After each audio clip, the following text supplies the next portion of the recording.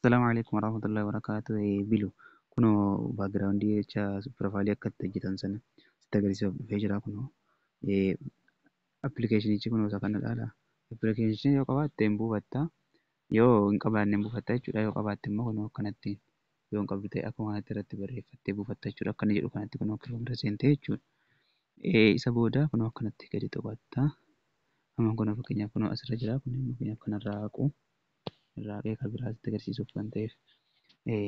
Eda'uu kana tuqatta jechuudha. Eda'uu kana tuqattee filoon galarii isa jedhu kana tuqatta kunoo eda'uu isa olii kana. Filoon galarii yeroo tuqattu footoo irra galchuu barbaanne baakgiraawundii nuu fida jechuudha. Kunoo as tuqattee kana fida.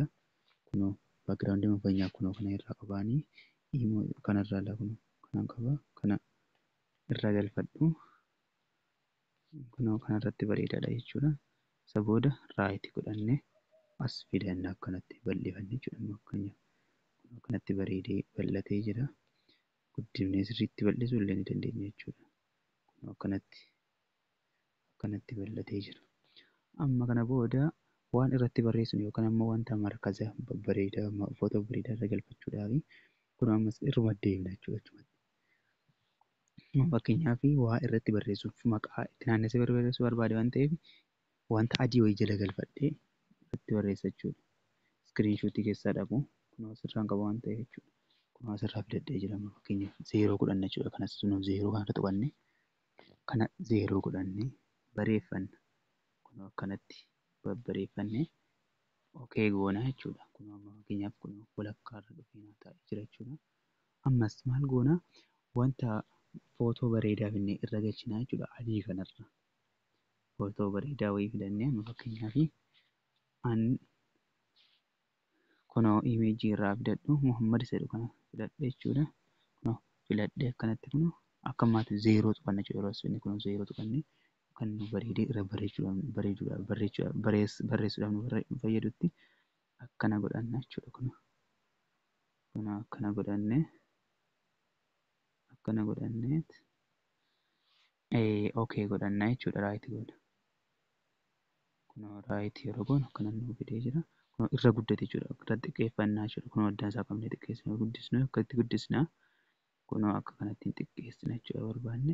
Kunoo kanatti akkana godhannee barreeffama irratti barreessuu barbaanne kunoo adii kanarratti naannessinee itti bareechinee barreessina jechuudha. Amma immoo kanuma osoo kana Muhammaduma kana ammaan kooppii godhachuu barbaade bakkee baay'ifachuu barbaade jechuudha. Kooppiin godha dhufee kunoo asitti kooppii jettu kana tuqa.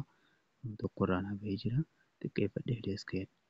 Ammas isumarra tuqadheen kooppii godha ammas.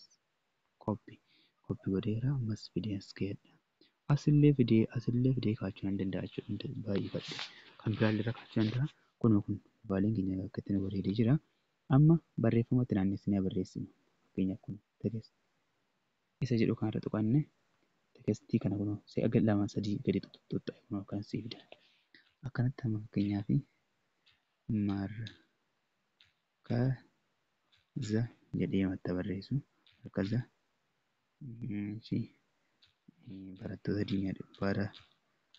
barattoota diinii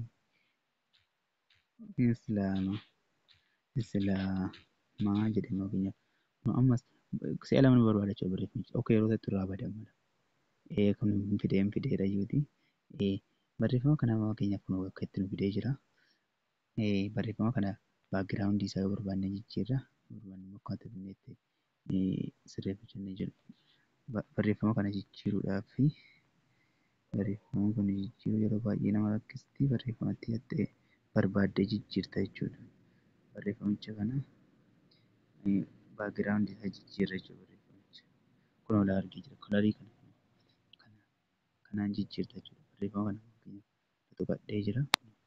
Barreeffama kana jijjiiruu hin barbaade jechuudha.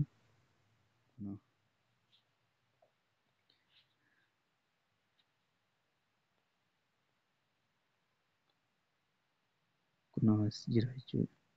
Kunoo sirreeffadhaan jira jechuudha. Kunoo barreeffadhee kunoo kun irratti mul'ata waan ta'eef adii diimaa sana irratti mul'ata waan ta'eef kunoo akkana garagalfamee jira. Akkana fidee itti marfachuuf ammoo kunoo as deema jechuudha. Kunoo deemee dhufee kunoo akkanatti itti maruu danda'a jechuudha. Kunoo asirra dhufee fakkeenyaaf baakgiraawundiin keenya hin xiqqaate jechuudha. Isa jalaa kana guddifachuu qabna. Maaliif isatu nu jalaa xiqqaate jennaan barreeffamitti nu xiqqaachuu jalaa guddisannee barreeffamatti ol fidanna jechuudha. Kunoo barreeffama kana yoo barbaades ni xiqqeeffadha jechuudha. Dhaqee xiqqeeffachuu ni danda'a. Bakkuma ammaa dhaqeessa xiqqeeffadha jechuudha. Kunoo barreeffama kunoo kanatti kana godhee akkas godhee sirreeffachuu danda'a jechuudha. Kan biraas yoo barbaade Arabiffaanis gaarraadhaan itti gadi barreessuu danda'a jechuudha. Akkamitti barreessina? Irraa barattedha jedhee yaada. Kunoo akkumatti kanatti xumurree kaanee yeroo jennu ammoo maal goona sitti fakkaate? Kunoo barreeffamni kun immoo xiqqeessinitti naannessinee barreessuu dandeenya jechuudha. Arabiffaanis. Kana booda buufachuu barbaadda.